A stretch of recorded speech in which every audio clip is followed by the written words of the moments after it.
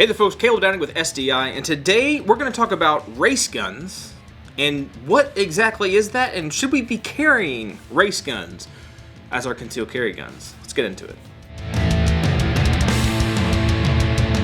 Alright, so for those that maybe don't know, I do have my own personal channel, and on that personal channel, I was having a very interesting conversation with somebody, and he was calling me out on one of my firearms. Actually, it was this firearm right here that he was calling a race gun, and saying that since this is a race gun, of course it's going to break because I broke the comp on it. I shot enough that the comp finally broke.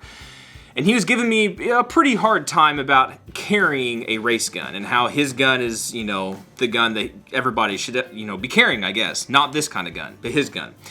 And it took a while to finally boil it down and try to figure out exactly what his definition of a race gun was. And this brought up a whole bunch of thoughts in my mind as far as in the modern era of firearms technology, we have way surpassed what a traditional like blank slate pistol is. All right? And in a modern look at firearms, particularly handguns that are made, designed by the companies, by the manufacturers to be carried, we're seeing a lot of different features on those firearms that back in the day probably would have been considered to be a race gun. So I did a simple little Google search and found a kind of a definition on Wikipedia, of course, so we know it's all credible. But in essence, a race gun in that definition was a firearm that was modified to be accurate, reliable, and quick, right? It had speed, I guess, to cycle faster or something like that. And so in looking at modern firearms through that lens, I started noticing, well, almost every modern firearm is going to be a race gun. Right? For instance, this gun, well, we'll start with this gun. This is a gun that, believe it or not, can come from the manufacturer exactly like this. This is a Shadow Systems MR920. Has a threaded barrel. It has a trigger that is not like a super heavy trigger. It's not a super lightweight, but it's a heavy enough trigger. It has stippling, slightly extended control for your magazine release. And it actually comes with suppressor height sights and an optic ready to go. So in some people's thought process, this would be a race gun and probably something you shouldn't carry. But in fact, this is how this gun came from the factory, or how you can buy it from the manufacturer. Right? Here's another example. You might look at this gun and say, well, see, this is a standard gun. Nothing special about it. This would be perfectly fine to carry. Well, is it really? Given those certain set of definitions, this guy has a barrel, right? Just nothing super special about this barrel, so maybe he's not super tuned out to be accurate in the barrel department. However, the trigger, if we look at that, that is a little bit different.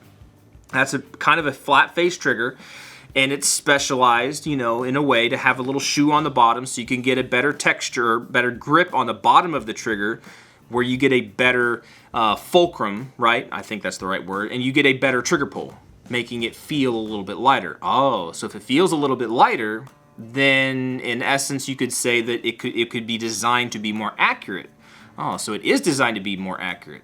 Interesting. And then you look at the textures on here, you say, oh, well, texture helps you hold on to the gun, so when the gun cycles, you can return, you know, to your point of aim, or your sight picture, you can return your sight picture quicker, which would mean you could shoot quicker. Oh.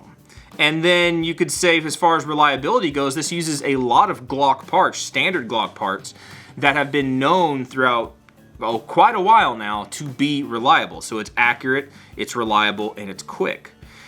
Combined with all that, this guy does come standard from the factory with an optic cutout and some kind of taller sights, but these are fiber optic sights. Again, making it easier to see your sights in aiding in accuracy. So this is something I think would be very interesting to consider, and really to get some feedback from you guys. A pistol that looks very simple and comes from the factory just like this. This is a modern pistol. It's not much different than this pistol, even though this might look a little bit more racy, like fast, speed gun kind of stuff. However, this firearm can come from the manufacturer just like this as well.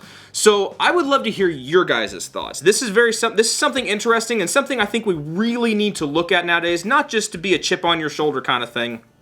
Like some people, they have chips on their shoulders, and sometimes they have a bag of chips on their shoulders. We're not going to go there. But this is something to consider, especially in our modern age where we're getting a lot of new firearms that are coming straight from the manufacturer with specific features like lightened or, fast triggers, however you want to put that. Different kinds of optic sights, optic cuts for red dots, different kinds of stippling, all kinds of stuff that was not quite the standard, whatever it was, 50 years ago, 60 years ago, however long ago that was. So I'd love to hear back from you guys, your thoughts on what is a race gun. Are these true race guns, and are these worthy to be carried? Maybe not specifically these models, but modern firearms like this. Is this something that you would be comfortable carrying, or would you rather go back to standard, no frills, blocky, absolutely no advantage, we'll put it that way, firearms? Which one would you be more comfortable carrying, or does it even matter? Anyway, guys, I hope to hear back from you. My name is Caleb Downing with SDI. Hopefully, we'll get some interesting conversations out of this. All right, check y'all later.